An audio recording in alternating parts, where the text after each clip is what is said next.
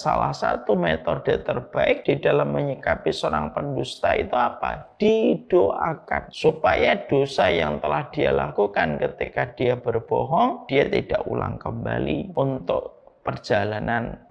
Innal hamdalillah nahmaduhu wa nasta'inuhu wa nastaghfiruh wa na'udzu billahi min syururi anfusina wa min sayyiati a'malina may yahdihillahu fala mudilla lahu wa may yudlil fala hadiyalah. Asyhadu an la ilaha illallah wa asyhadu anna Muhammadan abduhu wa rasuluh.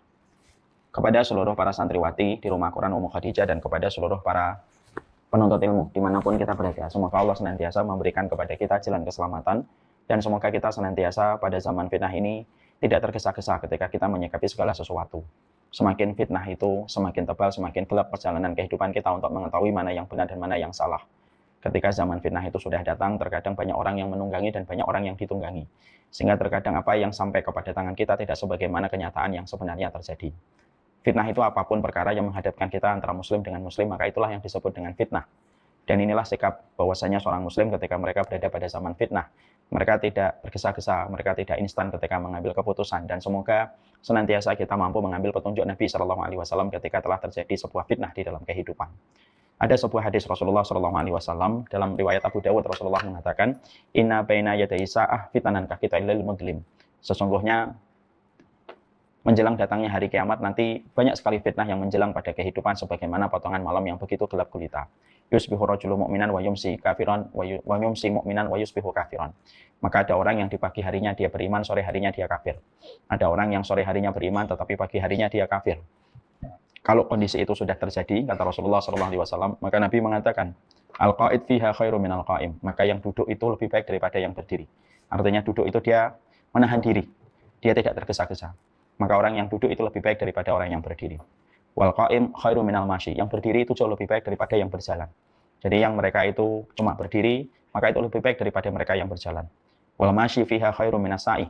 Dan orang yang jalan itu jauh lebih baik daripada mereka yang berlari ketika mereka menuju sesuatu. Maka kata Nabi SAW ketika pada saat itu sudah terjadi, patahkanlah busur kamu, patahkanlah itu atau patahkanlah tali-tali busur kamu, sarungkanlah pedangmu, tahanlah dirimu, dan berlakulah sebagaimana anak Adam yang terbaik, yaitu adalah Habil. Ini yang merupakan petunjuk Nabi SAW bahwasanya kalau kita mendapati pada zaman fitnah, terutama ketika kita hari ini dalam beberapa waktu terakhir ini kita digempur dengan banyak sekali informasi dan kita tidak pernah tahu mana yang benar dan mana yang salah. Ada potongan video, ada potongan foto yang ternyata terkadang kita memahaminya sebagaimana caption yang dibuat, tapi ternyata itu merupakan video ataupun foto yang berlainan faktanya. Dan ternyata ada sebuah kedustaan yang terorganisir ketika akhirnya menggiring banyak manusia dan banyak masyarakat untuk menuju kepada fitnah. Maka ketika kita sudah merasakan bahwasanya hari ini kita merasakan gelapnya fitnah, sampai akhirnya kita tidak tahu siapa yang benar dan siapa yang salah. Semua orang berkomentar, semua orang menuliskan caption, semua orang menuliskan setiap apa yang dia rasakan dan apa yang dia pikirkan gitu. Maka ingatlah kepada Rasulullah, orang yang duduk lebih baik daripada mereka yang berdiri. Yang berdiri lebih baik daripada mereka yang berjalan lebih baik daripada mereka yang berlari.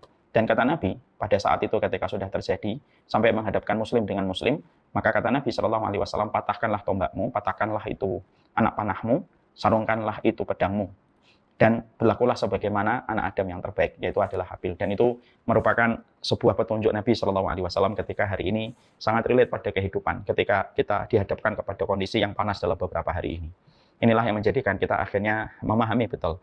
Tidak ada yang paling kita harapkan kecuali salah satunya adalah bagaimana kita berupaya setenang mungkin ketika kita menjalani kehidupan pada masa-masa fitnah ketika mendekati akhir zaman. Tidak terburu-buru, tidak tergesa-gesa, tidak instan, tidak prematur ketika mengambil satu keputusan yang akhirnya mengorbankan darah sesama muslim, yang bisa menyebabkan terjarahnya banyak harta, yang sejatinya harta itu milik keluarga seorang muslim yang juga beriman kepada Allah Subhanahu wa taala. Dan inilah yang menjadikan kita memohon pada permulaan majelis ilmu yang kita selenggarakan pada kesempatan malam kali ini, sekaligus saya memberikan nasihat kepada diri saya, dan sekaligus pula saya memberikan nasihat kepada seluruh para santriwati. Tahan diri, jangan ikut-ikutan, jangan mudah terseret, jangan mudah tersulut. Karena seorang penuntut ilmu, mereka bukanlah daun yang kering yang mudah tersulut. Penuntut ilmu bukanlah mereka sebagaimana minyak yang mudah tersulut dengan percikan api. Tapi mereka tetap tenang dan mereka tidak mau untuk menempatkan dirinya berhadapan dengan sesama muslim. Karena sesungguhnya itu merupakan perkara syubhat dan itu merupakan perkara fitnah. Kita berdoa semoga negara kita tercinta, semoga kita mendapatkan negeri kita tercinta pulih kembali. Kita berdoa sekali, semoga para pemimpin memiliki empati yang besar kepada para rakyatnya. bukan hanya memikirkan tentang keluarga mereka masing-masing dan kepentingan mereka. Semoga para pemimpin mereka diberikan hati oleh Allah dengan hidayah, dibukakan hati mereka dengan kebaikan, diberikan pikiran mereka yang penuh dengan keberkahan di dalam perjalanan hidup mereka. Dan rakyat, semoga kita mendapatkan keadilan di dalam kehidupan kita. Kita mendapatkan solusi, kita tidak hanya ditimpa dengan banyak kewajiban, tetapi tidak mendapatkan hak kita sebagai seorang warga dari bangsa ini. Inilah pentingnya bagi kita pada zaman fitnah, mengembalikan sikap kita yang terbaik ketika kita hidup pada zaman fitnah, yaitu adalah apapun yang menghadapkan kita antara muslim dengan muslim, maka tahanlah diri kita dan janganlah sampai diri kita melukai seorang muslim. Walaupun mungkin kita sedang mendapatkan kemarahan, itu ada di dalam hati dan dada kita. Inilah pentingnya bagi kita untuk berdoa setiap waktunya dan setiap saatnya. Allahumma inna na'udzubika minal fitani ma dhahara minha wa ma batan. Inilah yang menjadikan kita selalu berdoa, ya Allah, hindarkanlah kami dari segala macam fitnah yang nampak dan tidak nampak. Semoga Allah memberikan ini di dalam kehidupan kita. Amin insyaallah. Alhamdulillah, tentunya senantiasa kita bersyukur kepada Allah bahwasanya pada kesempatan hari ini Allah masih memberikan kesempatan untuk kita di dalam kita menuntut ilmu. Semoga Allah senantiasa memberikan kepada kita hati yang istiqomah untuk tetap membuka hati kita, membuka jiwa kita untuk tetap senantiasa menerima ilmu di dalam perjalanan kehidupan kita. Semoga Allah senantiasa mengawetkan setiap kenikmatan yang Allah berikan kepada kita. Dan kita berdoa semoga dosa-dosa kita, kemaksiatan kita, tidak mencabut nikmat yang Allah sudah berikan kepada kita. Tidaklah dicabutnya sebuah kenikmatan, kecuali karena dosa dan kemaksiatan yang telah kita lakukan. Maka Allah menyampaikan, wa ma asabakum min musibatin fabima kasabat aydikum. Tidak ada musibah yang menimpa kepada kamu sekalian, kecuali musibah itu disebabkan karena ulah tanganmu sendiri. Dan kita berdoa di dalam kita bersyukur. Semoga setiap dosa yang telah kita lakukan, semoga kemaksiatan yang telah kita kerjakan, tidak menjadi sebab dihalalkannya untuk dicabutnya nikmat yang sudah Allah berikan di dalam kehidupan kita. Kita merasakan nikmatnya di dalam kehidupan kita hari ini berislam, beriman, dan semoga kenikmatan-kenikmatan ini tidak dicabut oleh Allah disebabkan dosa dan kemaksiatan yang pernah kita perbuat. Kepada Allah kita bersyukur dan kepada Allah kita menggantungkan segala harapan kita, dan semoga Allah menuntun kita kepada perkara yang menjadikan kita bertambah syukurnya, bertambah sabarnya, dan bertambah ridhonya di dalam perjalanan hati kita ketika kita bersujud dan menyembah kepada Allah. Amin ya rabbal alamin. Seluruh penuntut ilmu, para santriwati di Madrasah Senen Malam, Rumah Quran Ummu Khadijah. Kita tentunya paham bahwasanya ketika kita hari ini, pada zaman begitu deras informasi, tidak ada perkara yang paling kokoh untuk kita pegang kecuali adalah perkataan Rasulullah. Informasi yang sejatinya membanjiri kita setiap waktu dengan potongan pendek video ataupun potongan-potongan caption yang beredar begitu ramai di dalam kehidupan kita, menjadikan kita semakin menguatkan hati kita. Tidak ada yang paling pantas menyibukkan pikiran kita kecuali adalah 3. Perkataan Allah, perkataan Rasul, dan perkataan para ulama yang membawa kehangatan dan kesejukan di dalam hati kita. Hari ini banyak sekali para selebgram yang muncul, banyak sekali para motivator yang muncul, bahkan terkadang banyak sekali orang yang suka berkomentar dan mereka tampil di publik. Sehingga terkadang kita tidak mengetahui kapasitas ilmu yang mereka sampaikan ketika disampaikan dalam bentuk video-video pendek. Ataupun disampaikan dalam bentuk tulisan-tulisan pendek yang mungkin menarik, tetapi ternyata terkadang kita tidak tahu kalau ternyata semua itu tidak memiliki basic kekuatan ilmiahnya. Inilah yang menjadikan kita berhati-hati bahwasanya pada kehidupan kita hari ini bukan kita tidak boleh untuk mengambil ilmu, tapi tentunya ada prioritas bagi seorang muslim dan tidak ada prioritas bagi kehidupan kita, kecuali prioritas kita adalah tetap perkataan Allah, perkataan Rasul, perkataan para ulama yang menjadi petunjuk di dalam kehidupan kita yang membebaskan kita dari banyak titik buta di dalam perjalanan kita. Tidak ada yang tahu tentang hakikat kehidupan kecuali Allah, dan tidak ada orang yang paling sempurna mendapatkan ilmunya dari Allah kecuali adalah Nabi. Dan tidak ada orang yang diajari oleh Nabi supaya kita selamat kecuali adalah Nabi Muhammad kepada kita selaku umatnya. Inilah yang menjadikan kita akhirnya memahami kenapa kita mempelajari tentang qawaid nabawiyah, yaitu tentang kaidah-kaidah Nabi di dalam kehidupan, supaya kita paham perjalanan kehidupan kita sangat memerlukan kaidah. Kaidah ini menjadi rambu-rambu di dalam perjalanan kehidupan kita, supaya kita tidak terperosok kepada setiap kerusakan. Kita hari ini akan melanjutkan kaidah yang ke-10. Kaidah yang ke-10 itu adalah bagaimana? Kaidah yang ke-10 adalah fa innal kadhiba yahdi ilal fujur. Sesungguhnya kebohongan dan kedustaan itu bisa menjerumuskan seseorang kepada sebuah kejahatan. Inilah yang menjadi pembahasan kita. Pada kesempatan pertemuan yang terakhir kita telah membahas bahwasanya setidaknya ada 2 perkara yang tentunya saya ulang kembali sebagai sebuah bentuk reminder. Pertama, bahwasanya tidak ada anggota tubuh kita yang paling banyak memasukkan manusia ke dalam surga, dan tidak ada anggota tubuh kita yang paling banyak memasukkan manusia ke dalam neraka kecuali adalah urusan lisannya. Makanya Rasulullah mengatakan aktsara ma yudkhilu an-nas an-nara al-ajwafan. Tidak ada perkara yang paling banyak memasukkan manusia ke dalam neraka kecuali 2 lubang mulutnya dan lubang kemaluannya. Sehingga perkara inilah yang menjadikan setiap orang mukmin yang mereka bercita-cita untuk mendapatkan surga, maka tidak ada perkara yang paling kita jaga kecuali adalah urusan lidah kita dan urusan apa yang kita bicarakan dan apa yang kita tulis. sebuah kebaikan dimulai dari lisan yang baik, dan sebuah keburukan dimulai dari sebuah lisan yang buruk. Apa yang kita jumpai dalam beberapa hari ini tidak lepas dari keburukan lisan, keburukan tutur kata, dan keburukan ketika menyikapi sesuatu, sehingga tidak mampu untuk memberikan penjelasan yang baik, sehingga akhirnya melukai banyak hati masyarakat. Ini juga dalam kejadian beberapa hari ini juga kita mendapati banyak orang yang juga berbohong, menyikapi satu pemberitaan, lalu berlebihan ketika menyikapi satu pemberitaan, lalu tanpa sadar ketika menyikapi pemberitaan itu dia juga berbohong. Tapi disitulah kita paham, kaidah kebaikan di dalam kehidupan selalu dimulai dari masalah lisan. Makanya sampai akhirnya kita mendapati para ulama mereka mengatakan tidak ada bagian yang terbaik dalam kehidupan manusia kecuali lidahnya, dan tidak ada bagian yang terbaik dari seorang manusia kecuali adalah urusan, yaitu adalah bagian lidahnya. Yang kedua yang kita dapati bahwasanya urusan lisan itu merupakan urusan yang sangat penting. Makanya sampai kita mendapati bagaimana Allah ketika menurunkan malaikat Raqib dan Atid, sebenarnya malaikat Raqib dan Atid itu mengawasi semua yang dilakukan manusia dari tangannya, kakinya, rambutnya, kepalanya.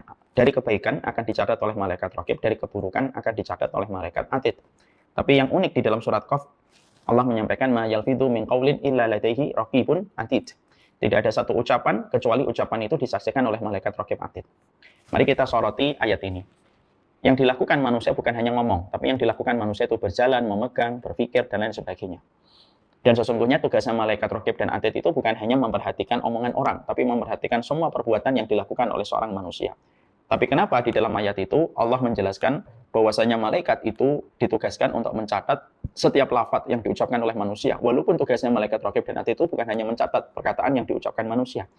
Maka sesungguhnya ketika disebutkan bahwasanya tugasnya malaikat Raqib dan Atid adalah mencatat setiap perkataan yang keluar dari mulutnya manusia, walaupun tugas mereka bukan hanya itu, untuk menjelaskan bahwasanya ternyata urusan lidah dan apa yang diproduksi oleh lisan itu sangatlah mempengaruhi kebaikan dan akhirat. Makanya Allah menyebutkannya bahwasanya malaikat Raqib dan Atid mencatat setiap apapun yang keluar dari lidahnya manusia untuk mewakili dari semua perbuatan manusia itu dimulai dari ucapan lisannya. Ya. Ini menunjukkan kepada kita bahwasanya kalau menyebut sesuatu, maka itulah yang paling penting. Saya sebutkan sebuah contoh yang gampang. Kalau kita disebutkan nama Portugal, maka yang pertama kali yang kita pikirkan sebagai laki-laki biasanya adalah Ronaldo. Ya, padahal warga Portugal dan warga bangsa Portugal itu jumlahnya jutaan. Tapi kenapa yang kita ingat betul adalah Ronaldo? Ya karena yang paling berkesan dan paling memberikan memori tentang Portugal itu adalah Ronaldo. Itu menenggelamkan bahwasanya Portugal pernah menjajah negeri kita. Ini menjelaskan kepada kita kenapa yang dilakukan manusia itu banyak, tapi kenapa yang disebutkan oleh Allah bahwasanya yang dicatat oleh malaikat Raqib dan Atid yang diawasi adalah omongannya. Walaupun malaikat Raqib dan Atid bukan hanya mengawasi omongan manusia, untuk menjelaskan bahwasanya urusan omongan dan urusan lisan itu urusan besar. Sampai Allah menyebutkan untuk mewakili setiap perbuatan yang dilakukan oleh manusia. Maka inilah yang menjadikan kita akhirnya memperhatikan betul. Seorang hafidz Quran, kalau dia tidak memperhatikan lisannya, maka pasti semua apa yang dia usahakan dan ikhtiarkan ketika dia menghafalkan Quran bisa rusak gara-gara lisannya yang rusak. Coba saja ada seorang hafidzoh, mungkin hafalannya luar biasa, murojaahnya bagus, tapi kalau setiap ngomong, maka omongannya itu di dalamnya ada dusta, omongannya tidak benar, omongannya menyakiti, omongannya lebih cenderung provokatif dan cenderung untuk menuduh orang, maka hafalan Qurannya itu menjadi hilang. Orang lalu tidak respect kepadanya walaupun hafalannya 30 juz hanya karena ketika dia tidak menjaga lisannya. Tapi bisa jadi sebaliknya, seorang wanita yang buruk itu tampak manis ketika dia bisa mengatakan kalimat-kalimat yang baik. Itulah bagaimana lisan itu sangat mempengaruhi kepribadian dan sangat mempengaruhi penilaian manusia kepada seseorang, dilihat dan diukur bagaimana ucapan lisannya. Untuk memberikan arti kepada kita bahwasanya urusan lisan dan urusan lidah adalah urusan yang besar dan tidak bisa dipandang oleh sebelah mata.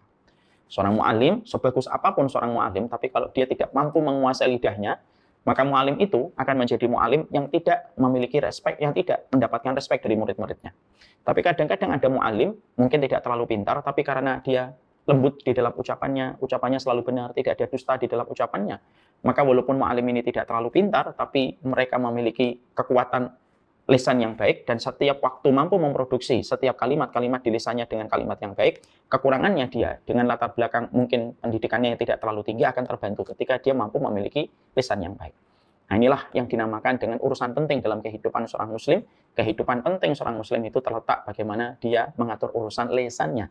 Dan apa yang diproduksi oleh lisan mempengaruhi kepribadian dan mempengaruhi kepercayaan dan penilaian manusia kepada dirinya. Kita kemarin sudah menjelaskan bahwasanya ada 4 tingkatan perkataan terbaik. Ada 4 tingkatan. 4 tingkatan perkataan terbaik itu apa? Yang pertama, ketika ucapan itu ucapan yang benar. Qaulan sadida. bahwasanya perkataan itu adalah perkataan yang benar, berkata sesuai dengan kitabullah dan sunnah, dan tidak sama sekali menjual ayat-ayat Allah dengan harga yang miring dan mampu menjelaskan setiap kalimat-kalimat yang benar walaupun di hadapan penguasa yang zalim. Ini merupakan puncak perkataan yang terbaik. Yang kedua yaitu adalah perkataan yang mengajak manusia kepada sebuah kebaikan. Mengajak manusia kepada sebuah kebaikan. Sehingga dengan apa yang dia ucapkan bisa melembutkan hati orang yang kasar, bisa mengingatkan kesalahan orang, bisa meluruskan bengkoknya hatinya orang ketika dia selalu mengajak setiap manusia menuju kepada sebuah kebaikan. Jangan pernah berhenti untuk memproduksi kalimat-kalimat yang baik dan benar, karena kita tidak pernah tahu di antara yang kita ucapkan manakah yang bisa melembutkan hatinya orang. Oleh karenanya, selalu ucapkanlah kalimat-kalimat yang baik untuk mengajak manusia kepada kebaikan. Ya. Contoh, kita ini kadang-kadang ketika membuat video, kita merasa bahwasanya video saya tidak didengarkan orang. Padahal bisa jadi video itu kita menganggapnya biasa, tapi bisa jadi bagi sebagian orang yang melihatnya tanpa kita sadari dan mendengarnya, bisa menjadikan dia berubah luar biasa. Saya sering sekali membuktikan sendiri. Saya terkadang mendapati ada 1-2 video yang saya merasa pada materi di tempat itu dan pada materi di kajian itu biasa. Tapi ternyata bagi sebagian orang yang mendengarnya, mereka merasakan manfaat yang luar biasa. Walaupun saya merasa materi itu adalah materi yang biasa. Mungkin saya sedang kelelahan dan keletihan. Tapi ternyata sering sekali saya mendapatkan feedback dari komentar orang, Ustaz, Masya Allah, materinya pada tema ini sangat menyentuh hati saya. Padahal saya merasa biasa. Itulah yang menjadikan kita mendapatkan sebuah input. Terus sampaikanlah yang baik untuk mengajak manusia kepada kebaikan, karena kita tidak pernah tahu pada setiap kalimat yang kita ucapkan manakah yang bisa mengetuk pintu hati manusia untuk melakukan kebaikan. Yang ketiga yaitu adalah ucapan yang baik itu adalah ucapan yang tentunya memilih diksi dan kalimat-kalimat yang lembut, yang kiranya tidak menyakitin orang. Dan kiranya kita tidak menuntut orang supaya tidak sensitif, tapi kita yang sensitif sebelum kita mengucapkan setiap kalimat yang akan didengarkan orang lain. Karena sesungguhnya setan itu bisa menjadi penumpang gelap di setiap kalimat-kalimat yang kita ucapkan. Kalau kalimat yang baik saja ternyata bisa ditunggangi oleh setan, apalagi kalimat-kalimat yang buruk. Sehingga sangat rawan sekali untuk bisa menyebabkan permusuhan, pertikaian yang panjang ketika kita tidak memperhatikan setiap diksi, ketika kita mengelontarkan setiap kalimat yang keluar dari lisan kita. Yang keempat, yaitu adalah ucapan yang di dalamnya tidak ada dusta. Inilah yang menjadikan kita akhirnya memahami inilah 4 tingkatan di dalam ucapan kebaikan kita. Sekarang mari kita mempelajari. Kita pada kesempatan hari ini ada 2 bab yang akan kita pelajari. 2 bab itu apa? Yang pertama, bab yang kita akan pelajari itu adalah tentang tercelanya dusta. Yang kedua, bagaimana metode Nabi ketika beliau mengobati orang yang berdusta. Ini yang akan menjadi tema pembahasan kita pada kesempatan malam ini. Sekarang kita bahas bab yang pertama pada malam ini, agenda kita. Mengapa Rasulullah itu menyampaikan sebuah kaidah penting di dalam perjalanan hidup kita, yaitu adalah bagaimana kita betul-betul menjaga diri kita, melindungi diri kita dari perbuatan dusta. Walaupun saya mendapati ada satu peneliti dari Amerika Serikat. Satu peneliti ini, saya lupa namanya, nanti saya cek deh. Bulan depan saya sampaikan. Peneliti ini mengatakan bahwasannya setiap manusia itu ketika berdusta, pertama kali yang akan denial atau resisten terhadap ucapannya itu hatinya. Itu hatinya itu nanti langsung menolak. Ini ucapan ini nggak benar, nggak sesuai dengan fakta. Karena dusta itu merupakan mengatakan sesuatu yang tidak sesuai dengan fakta dan kejadian yang benar terjadi. Jadi ternyata tubuh manusia itu, kalau ada seseorang mengucapkan kalimat dusta, maka hatinya itu langsung menolak. Lalu tolakan hati ini nanti berimpak kepada anggota tubuhnya yang lainnya. Manusia kalau dia sering berdusta, maka tubuhnya itu akan memberikan warning, terutama hatinya. Hatinya memberikan warning, ini tidak benar. Maka hatinya itu nanti memberikan warning, memberikan alarm kepada tubuhnya, dan terkadang bisa melepaskan hal-hal yang tidak baik yang akan dirasakan oleh tubuhnya. Kalau dia terus-terusan berdusta, itu membawa impact dan akan membawa efek keburukan yang akan menurunkan standar kualitas kesehatan dirinya. Ini peneliti dari Amerika. Jadi dia mengatakan kalau orang itu berdusta, dia mengatakan ini bukan gelas, ini adalah piring. Maka seketika hatinya itu menolak, enggak, itu bukan piring, itu gelas. Kamu bohong, hatinya itu langsung bohong. Apalagi ketika kita kaitkan dengan surat Al-Qiyamah, balil insanu ala nafsihi basirah walau alqama adirah. Manusia itu terhadap dirinya, dia paling tahu tentang apa yang terjadi, walaupun manusia sering mengemukakan banyak alasan. Jadi ternyata kalau ada orang mengatakan ini piring, tetapi hatinya mengatakan itu gelas, maka penolakan hatinya itu nanti berdampak kepada anggota tubuhnya. Terus-terusan kalau orang itu berdusta, maka terus-terusan di dalam hatinya itu menolak terus, dan lambat laun secara pelan tapi pasti akan mengurangi kualitas kesehatan dirinya. Makanya akhirnya diuji coba, orang yang sering berdusta dengan orang yang selalu jujur, itu kualitas kesehatannya jauh lebih tinggi orang yang selalu jujur di dalam kehidupan dibandingkan orang yang sering berdusta. Dan ini terbukti dengan penelitian yang baru diketemukan dalam beberapa waktu tahun terakhir.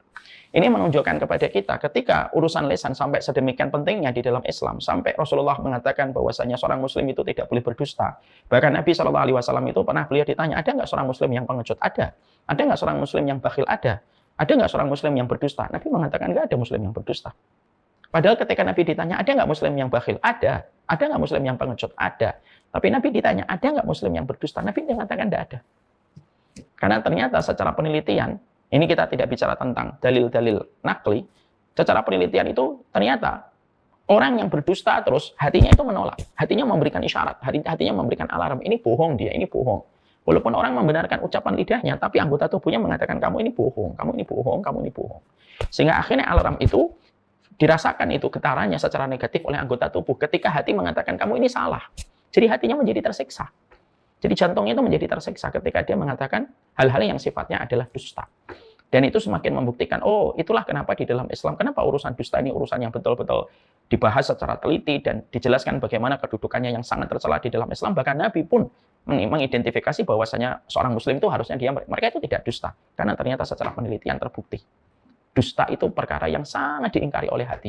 Sehingga getarannya itu mempengaruhi secara negatif kepada anggota tubuhnya dan syaratnya kalau orang itu sudah berdusta. Ya, maka ini yang kita harus paham. Sekarang mari kita mengerti, kenapa dusta ini menjadi salah satu di antara penyakit yang harus kita ceraikan di dalam kehidupan kita. Yang pertama, dusta itu tentunya membawa laknat. Makanya Allah menyampaikan, fanaj'al laknatallahi 'alal kadhibin. Allah menyampaikan di dalam surat Ali Imran 61, laknatnya Allah itu mengenai kepada mereka yang senantiasa berdusta. Jadi laknatnya Allah itu mengenai kepada mereka yang senantiasa berdusta. Kalau kita kembalikan kata laknat, laknat itu al-bu'du an rahmatillah. Laknat itu sesuatu yang jauh dari rahmatnya Allah. Sesuatu yang jauh dari rahmatnya Allah itu laknat. Sehingga kalau orang-orang itu sudah berdusta, rusak. Jauh betul dari rahmatnya Allah. Hafidul Quran, orang yang menghafalkan Quran, ada nggak yang bakhil? Ada. Ada nggak hafidul Quran yang mungkin dia pengecut? Ada. Tapi ada nggak hafidul Quran yang pendusta? Tidak ada. Tidak ada. Karena pendusta itu akan menjerumuskan seseorang kepada laknat, dan ketika sudah mendatangkan laknat, berarti dia dosa besar. Imam Adz-Dzahabi itu mengatakan, kalau ada dosa, di dalamnya sudah ada kata laknat, maka dosa itu merupakan dosa yang sangat besar sekali. Makanya membedakan dosa kecil dengan dosa besar, kalau di dalam terminologi Imam Adz-Dzahabi itu simpel. Kalau ada dosa, tidak ada kata yang mengiringi, tidak ada kata yang mengiringinya dengan kata laknat, berarti dosa kecil. Tapi kalau ada dosa, lalu mengiringi dalil-dalil ancaman dengan kata laknat, berarti itu dosa besar. Dan hati-hati, bahwasanya dusta itu adalah dosa besar.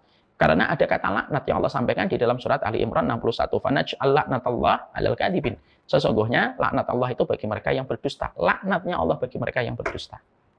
Ya. Maka sesungguhnya jauh dari rahmatnya Allah. Dan benang merahnya sama dengan iblis. Iblis itu adalah makhluk yang disifati dengan kalimat laknat. Dan siapa makhluk yang paling pendusta? Makhluk yang paling pendusta itu syaitan. Mari kita ambil sebuah dalil. Maka Baitul Mal pernah dijaga oleh Abu Hurairah dalam hadis riwayat Muslim. Ketika Abu Hurairah menjaga Baitul Mal, maka ada maling yang ditangkap sama Abu Hurairah. Intinya, ketika Abu Hurairah menangkap maling itu dan akan dibawa kepada Nabi, maka maling itu ketakutan dan berkata, aku jelaskan kepadamu satu ilmu, tapi lepaskan aku ya. Jangan bawa aku kepada Nabi Muhammad. Abu Hurairah mendapatkan tawaran ilmu, merupakan perkara yang paling beliau cintai dalam hidup, yaitu adalah ilmu. Akhirnya Abu Hurairah mengatakan, oke, ajarkan kepadaku satu ilmu. Maka maling itu yang ditangkap oleh Abu Hurairah mengatakan, kalau kamu mau tidur, maka bacalah ayat kursi. Maka tidak ada satupun yang bisa mengganggumu ketika kamu tidur membaca ayat kursi. Setelah itu dilepaskan maling itu. Pagi harinya Rasulullah mengingatkan kepada Abu Hurairah. Tadi malam ada maling, wahai Abu Hurairah. Ada ya Rasulullah. Kenapa kamu lepaskan? Karena dia mengajariku ilmu. Maka Nabi berkata, apa yang diajarkan maling yang kamu tangkap tadi malam itu? Dia mengajarkan aku untuk membaca ayat kursi ketika sebelum tidur, supaya tidak ada setan yang menggangguku. Perhatikan kalimat Nabi yang beliau respon. Shadaqaka wa huwa kadzub wa dzaka syaitan. Ada 3 kalimat. Shadaqaka, wahai Abu Hurairah, apa yang diucapkan kepadamu itu benar. Wa huwa kadzub, tapi dia makhluk pendusta. Wa dzaka syaitan, dan itu adalah syaitan. Jadi Nabi Muhammad mengatakan shadaqaka wa huwa kadzub wa dzaka syaitan. Yang dia ucapkan itu benar, wa huwa kadzub, dan dia itu makhluk pendusta, tetapi yang diucapkan itu benar dan itulah syaitan.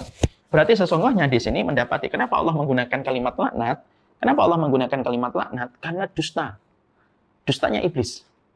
Ya. Dan setan itu makhluk pendusta. Makanya apa yang dilakukan oleh iblis ketika iblis itu telah menjadi sombong, ketika tidak mau sujud kepada Adam. Dosanya yang kedua oleh iblis itu adalah berdusta kepada Nabi Adam dan mengatakan kepada Nabi Adam bahwasanya pohon yang Allah haramkan kepada Nabi Adam itu membawa sifat kekekalan. Itu dustanya. Jadi pekerjaannya setan dan iblis itu, pekerjaannya iblis dan setan itu berdusta. Makanya Allah menyampaikan fanaj'al la'natallahi 'alal kadhibin. Allah itu betul-betul meletakkan laknatnya kepada mereka yang senantiasa berdusta. Sehingga ini menjadi sebuah teguran keras. Sekali lagi, seorang muslim itu pada dasarnya mereka masih bisa memiliki kekurangan, tapi dusta itu bukan kekurangan, dusta itu kesalahan. Ya, bakhil itu kekurangan, pengecut itu kekurangan, tapi dusta itu kesalahan. Dan seorang muslim boleh memiliki kekurangan, tapi tidak boleh memiliki sebuah kesalahan fatal, yaitu adalah kedustaan. Yang kedua, orang yang mereka berdusta itu akan menjauhkan mereka dapat hidayah. Sehingga bisa jadi kalau dia mendapatkan iman, imannya lama-lama tergerus, lama-lama akan berkurang. Ketika dia terus berdusta, Allah akan mencabut hidayah di dalam hatinya. Makanya dikatakan di dalam satu ayat di dalam surat Al-Mu'min, surat Ghafir ayat yang ke-28, "Innallaha la yahdi man huwa musrifun kadzdzab." Allah itu tidak akan pernah menunjukkan hidayah kepada mereka yang melampaui batas ketika mereka itu berdusta. Sehingga ketika dusta itu dilakukan sama orang yang hafal Al-Quran, maka lama-lama hafal Al-Qurannya itu akan hilang. Ataupun barokah dari kebaikan Quran itu akan hilang. Kalau itu diucapkan oleh seorang guru, seorang mu'allim, akan menjadikan keberkahan pada setiap kalimat yang dia ucapkan itu akan lama-lama menipis. Kalau itu diucapkan oleh seorang bapak, lama-lama dia akan kehilangan respek dari kehidupan orang-orang di sekitarnya. Karena apa? Allah tidak akan pernah memberikan hidayah kepada mereka yang senantiasa berdusta di dalam setiap ucapannya. Innallaha la yahdi man huwa musrifun kadzdzab. Allah tidak akan pernah memberikan hidayah. Jadi kalau kita mengartikan Allah tidak akan memberikan hidayah kepada mereka yang melampaui batas, Masya Allah ya. Berarti kalau dia dapat hidayah, hidayahnya lama-lama hilang. Kalau dia belum dapat hidayah, dia tidak akan dapat hidayah. Ya. Makanya kalau ada orang pelaku dosa besar, tapi selama dia bukan pendusta, itu masih ada kemungkinan besar mendapatkan hidayah. Tapi kalau orang sudah baik tapi masih berdusta, kemungkinan lambat laun hidayahnya akan hilang. Berdasarkan kepada surat Ghafir ayat yang ke-28. Makanya dalam beberapa kasus, di dalam konteks kehidupan, ada pendosa. Perhatikan pendosa itu. Kalau ada pendosa dosa besar, kok mereka dapat hidayah? Itu biasanya kalau kita mencoba untuk menyingkap, kenapa dia dapat hidayah? Biasanya kalau dia tidak baik sama ibunya, yang kedua, dia bukan pendusta, walaupun pelaku dosa besar. Karena pelaku dosa besar belum tentu dia pendusta. Jadi bisa jadi dia ngakui semua dosa-dosanya dan tidak pernah dia berdusta. Kamu zina ya? Ya saya zina. Kamu mencuri ya? Dia mencuri. Maka selama dia melakukan dosa besar, tapi selama dia tidak berdusta atau dia baik sama ibunya, maka ada kemungkinan besar dia mendapatkan hidayah sampai akhirnya dia meninggalkan dosa itu dan kembali menjadi hambanya Allah. Selama dua ini terjaga.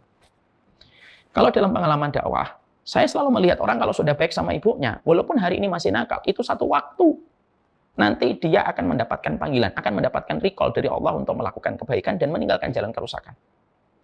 Maka dari ayat ini, surat Ghafir 28 pun sama. Kalau manusia itu selama dia tidak berdusta, walaupun dia melakukan dosa besar, satu waktu bisa jadi Allah memberikan kepadanya hidayah sampai meninggalkan dosa-dosa itu.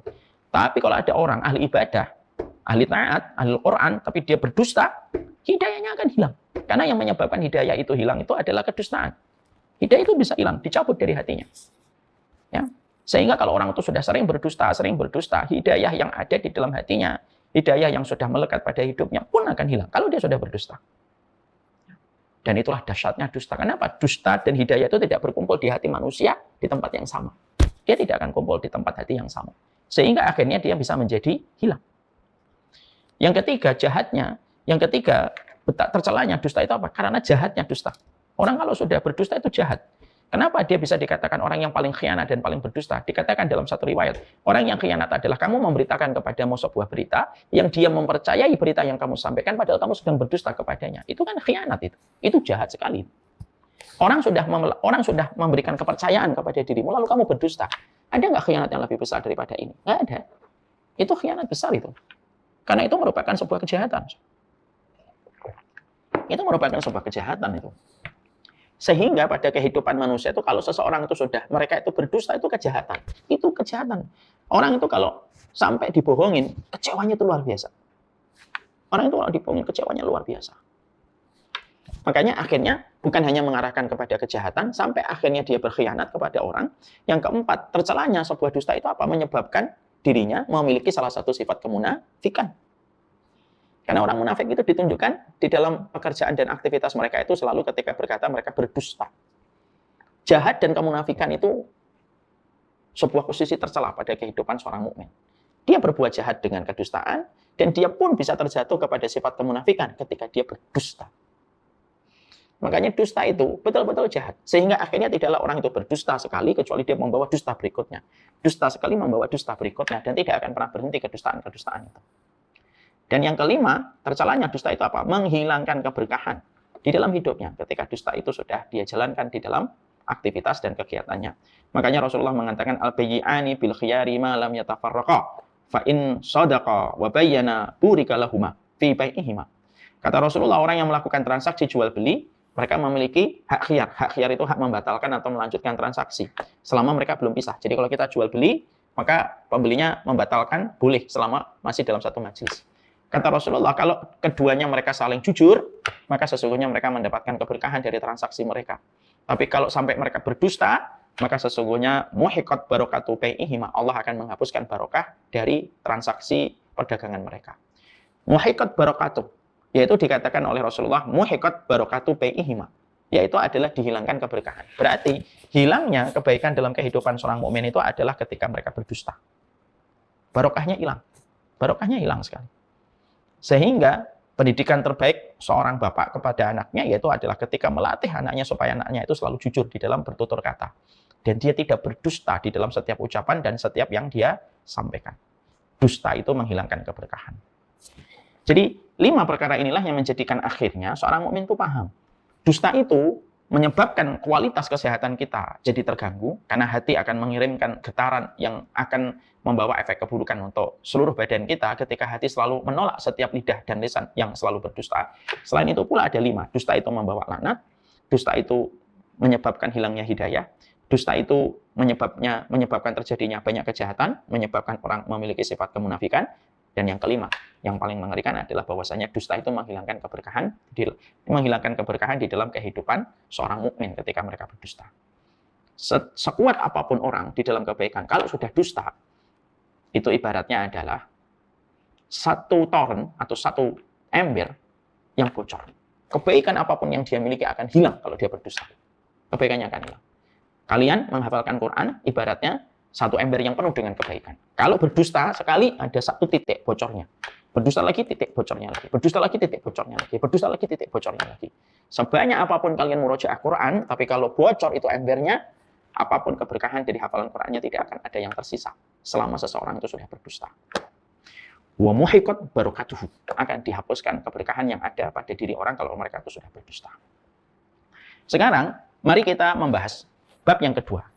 Bagaimana caranya Nabi ketika Nabi itu menghilangkan penyakit dusta yang terjadi kepada seorang sahabat. Ada sebuah kisah yang bagus saya sampaikan di dalam satu riwayat. Ya, riwayat ini ada di dalam kitab sirah. Ya. Ada di dalam kitab sirah dijelaskan bahwasanya ada satu hadis dari Zaid bin Aslam. Bahwasanya beliau menyampaikan tentang seorang sahabat yang bernama Khawat bin Zubair. Zaid bin Aslam ini menceritakan tentang sebuah peristiwa dari seorang sahabat Khawat bin Zubair. Bahwasanya Khawat bin Zubair ini bersama Rasulullah, bersama Zaid bin Aslam, berhenti di sebuah tempat. Jadi Rasulullah, Khawat bin Zubair, dan Zaid bin Aslam ini melakukan safar bareng-bareng bersama Rasulullah. Maka Khawat bin Zubair ini keluar dari tendanya. Ketika masa istirahat, maka beliau keluar dari tendanya. Maka pada saat itu Zaid bin Aslam itu melihat perempuan-perempuan yang sedang berbincang-bincang. Lalu Khawat bin Zubair ini terpana dengan perempuan-perempuan yang sedang berbincang-bincang itu. Lalu sesegera, maka langsung Khawat bin Zubair ini masuk ke dalam tendanya dan mengambil tas. Lalu dia keluarkan yang bagus, ya, keluarkan pakaian yang bagus supaya membuat perempuan-perempuan itu kagum kepada dirinya. Biasalah, penyakitnya laki-laki. Jadi dia melihat, wah ini ada perempuan-perempuan duduk. Lalu dia masuk ke tendanya, dia pakai pakaian yang bagus, dia keluar lagi. Tidak ada yang dia inginkan kecuali adalah supaya perempuan-perempuan itu kagum sama dirinya. Senanglah sama dirinya. Kalau bahasa hari ini adalah tebar pesona. Maka ketika Khawat bin Zubair sedang melakukan itu, tiba-tiba Rasulullah SAW itu tiba-tiba menghampiri beliau. Ketika Rasulullah keluar dari tendanya. Dan Rasulullah nanya kepada Khawat bin Zubair dengan panggilan Abu Abdillah. Karena Khawat bin Zubair ini memiliki laqab. Ya, memiliki kunyah. Kunyahnya adalah Abu Abdillah. Abu Abdillah, apa yang sedang kamu kerjakan? Khawat bin Zubair ini ketika ditegur oleh Nabi dan ditanya, maka dia gelagapan. Ya, maka dia kaget ketika Nabi tiba-tiba menghampirinya dan tiba-tiba Nabi itu bertanya kepadanya. Dan beliau, Khawat bin Zubair itu berkata, aku merasakan betapa wibawanya Rasulullah SAW yang luar biasa. Maka Khawat bin Zubair ketika ditanya oleh Nabi, wahai Abu Abdillah, ngapain kamu di sini? Seketika Khawat bin Zubair ini langsung berdusta. Dia berbohong. Ya, walaupun dia merasakan wibawa yang sangat luar biasa ada pada diri Rasulullah. Maka seketika Khawat bin Zubair ini berkata, nggak apa-apa ya Rasulullah, aku sedang mencari ontaku. Ya, aku sedang mencari ontaku. Maka sesungguhnya aku mencari ontaku yang sedang kabur. Maka Rasulullah SAW pun mengangguk-angguk kepalanya. Maka Rasulullah langsung beliau masuk ke pepohonan. Maka aku melihat Rasulullah SAW itu buang hajat. Ya, dan Rasulullah dan Khawat bin Zubair itu melihat bagaimana putihnya perutnya Rasulullah SAW. Lalu Nabi SAW beliau membuang hajatnya. Lalu setelah beliau membuang hajatnya maka beliau itu berwudu. Ya. Setelah beliau berwudu maka beliau ketemu lagi dengan Khawat bin Zubair dan memanggilnya dengan panggilan Abu Abdillah. Gimana Abu Abdillah? Sudah ketemu belum ontanya? Maka sesungguhnya pada saat itulah aku kembali mengatakan, belum ya Rasulullah. Dan aku sudah merasakan ketidaknyamanan. Karena Rasulullah selalu nanya tentang onta. Maka ketika akhirnya melakukan perjalanan dan akhirnya sampai di kota Madinah, Rasulullah ketemu lagi dengan saya. Dan Rasulullah tanya lagi, wahai Abu Abdillah, gimana ontamu? Sudah ketemu belum? Karena terus-terusan aku ditanya tentang ontaku, aku menjadi sangat tidak nyaman sekali. Sangat tidak nyaman. Dan akhirnya aku itu menarik diri supaya tidak kelihatan oleh Rasulullah SAW. Maka beberapa hari aku tidak nampak di masjid karena aku khawatir nanti kalau ketemu Nabi SAW, Nabi akan menanyaiku kembali tentang ontaku. Padahal ontaku tidak lepas, ontaku tidak kabur. Maka akhirnya Rasulullah SAW, akhirnya beberapa hari aku tidak berjumpa dengan beliau. Setelah beberapa hari aku merasakan rindu untuk datang ke Masjid Nabawi. Aku datang.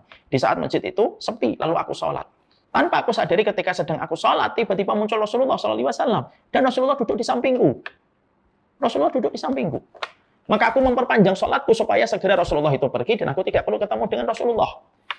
Aku panjangkan sholatku dan ternyata Rasulullah menyadari kalau aku sedang memanjangkan sholatku. Maka Rasulullah berkata, panjangkanlah sholatmu, wahai Abu Abdillah. Aku akan tetap menunggumu sampai sholatmu selesai. Aku tetap akan menunggumu sampai sholatmu selesai, wahai Abu Abdillah.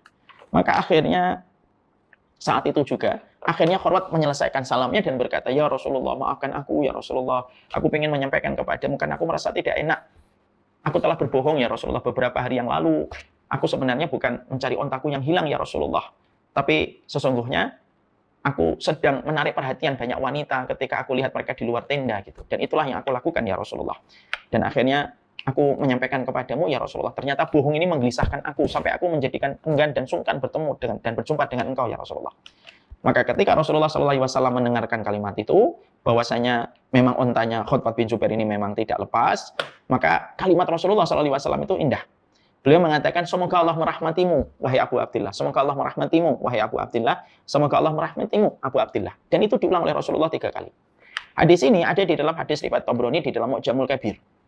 Hadis ini memberikan kepada kita bahwasanya tips kalau kita mendapati ada orang itu berdusta, maka setidaknya ada beberapa poin penting yang kita harus dapatkan ya, yang harus kita petik dari hadis tadi. Setidaknya ada 5 poin penting. Yang pertama, kalau kita merasa bahwasanya kita ini tukang bohong, maka harusnya kita itu ketemu sama orang yang kita anggap memiliki wibawa. Ya, supaya menjadikan kita ketika berdekatan dengan orang yang kita hormati wibawanya karena keimanannya, kesolihannya, dan kita akui kebaikan orang ini, menjadikan kita merasa gelisah dengan kebohongan kita. Sebagaimana Khawat bin Zubair, ya, dia merasa tidak nyaman ketika dia sangat melihat wibawa Rasulullah SAW. Maka akhirnya kebiasaan orang berdusta itu apa? Harus dipertemukan dan harus mempertemukan dengan orang yang dia respek keimanan dan ketakwaannya. Kenapa? Karena itu bisa memberikan kepadanya sebuah nasihat supaya dia tidak berbohong ketika di hadapan orang yang betul-betul memiliki ketakwaan dan memiliki kesolihan. Ya. Karena terkadang hal itu justru malah lebih mudah menjadikan orang itu akan berhenti dari dustanya daripada dikasih nasihat, jangan dusta, jangan dusta, jangan dusta. Karena belum tentu orang tersebut akan menerima tausiah dan belum tentu dia akan menerima masukan ketika diberitahu supaya dia jangan berdusta. Yang kedua, indahnya Rasulullah SAW itu ketika mendapati Khawat bin Zubair itu berdusta, sebenarnya Rasulullah SAW itu tahu bahwasanya Rasulullah itu mendapati Abu Abdillah atau Khawat bin Zubair ini, dia sedang tebar pesona. Tapi Rasulullah tidak mengingat dan menegurnya langsung di depan perempuan-perempuan itu. Artinya Rasulullah SAW sebagai seorang Nabi memiliki sebuah kepribadian yang sangat indah. Nabi tidak pernah menegur orang di depan orang banyak untuk menjatuhkan kehormatan dia. Nabi tahu nggak kalau Khawat bin Zubair ini sedang tebar pesona di depan perempuan-perempuan? Nabi tahu. Tapi Nabi tidak langsung menegurnya, tetapi Nabi cuma mengatakan, apa yang kamu lakukan, wahai Khawat bin Zubair? Apa yang kamu lakukan, wahai Khawat bin Zubair? Dan Nabi tidak langsung mengatakan, ngapain sih kamu tebar pesona di depan perempuan itu, ngapain? Tidak, Rasulullah tidak menyebutkan kesalahan Khawat bin Zubair di depan perempuan-perempuan itu. Ya. Yang ketiga, yang kita dapatkan adalah, di antara perkara yang kita jumpai dari Nabi SAW itu apa? Bahwasanya Nabi itu mengetahui Khawat bin Zubair itu berbohong, maka Nabi caranya ketika Nabi itu mengingatkan Khawat bin Zubair itu indah. Nabi itu bertanya dengan pertanyaan yang sama terus. Gimana kabar ontamu? Gimana kabar ontamu? Jadi kalau kita mendapati ada orang itu berdusta, tanya saja terus. Misalkan kita mendapati orang santriwati misalkan. Misalkan kita mendapati ada santriwati. Dia belum membayar hutang sama kita, tapi ternyata dia membeli barang yang lumayan mahal gitu. Tapi dia bisa membeli. Maka kita boleh nanya, wah habis beli ini ya, berapa harganya? Nanti nanya lagi, wah habis membeli handphone ya, berapa harganya? Karena Rasulullah SAW itu menggunakan kebohongannya Khawat bin Zubair ini sebagai teguran kepada Khawat bin Zubair dengan Nabi bertanya terus kepadanya. Gimana ontamu? Sudah ketemu belum? Belum ya Rasulullah. Gimana ontamu? Sudah ketemu belum? Dan itu ditanyakan Rasulullah terus. Padahal Rasulullah tahu bahwasanya Khawat bin Zubair sedang berbohong. Sehingga terapi bagi orang ketika dia berdusta kepada kita dan kita tahu kedustaannya, kita boleh untuk menegurnya dengan cara mengulang-ulang apa yang dia dustakan itu. Dia kemarin lagi nggak punya uang tapi beli handphone ya, handphonenya berapa harganya? Gitu. Dan itu dilakukan oleh Rasulullah SAW. Kemudian yang keempat, yaitu adalah kalau pengen menegur orang yang berbohong itu, kata Rasulullah, maka sesungguhnya tunggulah waktu yang tepat. Setidaknya ketika waktu berduaan saja dengan dia. Ingatkan bahwasanya dia berdusta. Ingatkan bahwasanya dia telah melakukan sesuatu yang tercela dan menganggap kita ini bisa dibohongin. Katakan sama dia, kita nggak bisa dibohongin. Jangan berdusta. Ingatkan dengan cara yang baik. Dan Rasulullah itu memilih waktu sampai berhari-hari.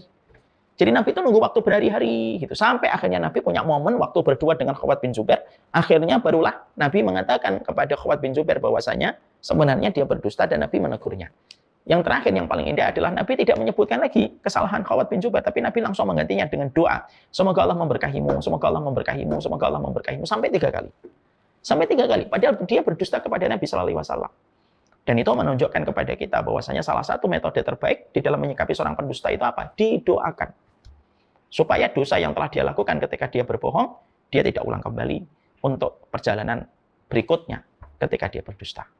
Jadi peristiwa tentang bagaimana Khawat bin Zubair dalam hadis yang tadi saya sampaikan, ini memberitahukan kepada kita bahwasanya Rasulullah pun memiliki terapi di dalam mengobati orang yang berdusta. Ya. Artinya bahwasanya kedustaan itu bisa jadi menimpa kepada mungkin sebagian dari kita pernah berdusta. Ya. Mungkin pasti kita pernah berdusta, saya pasti pernah berdusta. Mungkin Ustaz Deden juga pernah berdusta, mungkin santriwati pasti pernah berdusta gitu. Terapi yang terbaik ketika kita berdusta itu adalah bagaimana ketika kita memahami kembali tentang masalah kedustaan ini dan bagaimana Rasulullah pun ketika mendapati Khawat bin Zubair itu berdusta, Nabi itu memberikan terapi yang sangat indah. Nabi mengulang-ulang, Nabi tidak menjatuhkan kehormatan Khawat bin Zubair, Nabi memilih waktu yang terbaik, Nabi mendoakan kepada Khawat bin Zubair dan Nabi sabar sampai dia mendapatkan kesempatan yang tepat untuk memperingatkan Khawat bin Zubair tentang kesalahannya. Dan yang paling indah adalah Nabi tidak lagi pernah menyebutkan Khawat bin Zubair sebagai pendusta. Kisah ini justru disampaikan oleh Zaid bin Aslam yang diceritakan oleh Khawat bin Zubair. Jadi kisah ini bukan datang dari Nabi, karena Nabi setelah tahu Khawat bin Zubair itu berdusta, Nabi tidak pernah mengungkit-ungkit dustanya Khawat bin Zubair untuk menunjukkan orang yang paling lapang hatinya dan orang yang paling luas jiwanya, yaitu adalah Rasulullah SAW. Inilah yang kita pahami tentang masalah dusta. Insya Allah yang ini penjelasan, masih ada satu penjelasan lagi tentang masalah dusta menyebabkan jatuhnya sebuah kejahatan. Barakallahu fikum. Semoga kita senantiasa mampu menjaga diri kita dengan kejujuran di dalam kehidupan kita. Semoga Allah memberkahi dalam setiap perjalanan kita insya Allah. Amin ya rabbal alamin. Ini yang dapat saya sampaikan. Semoga Allah merahmati kita dan merahmati seluruh para penuntut ilmu. Amin ya rabbal alamin.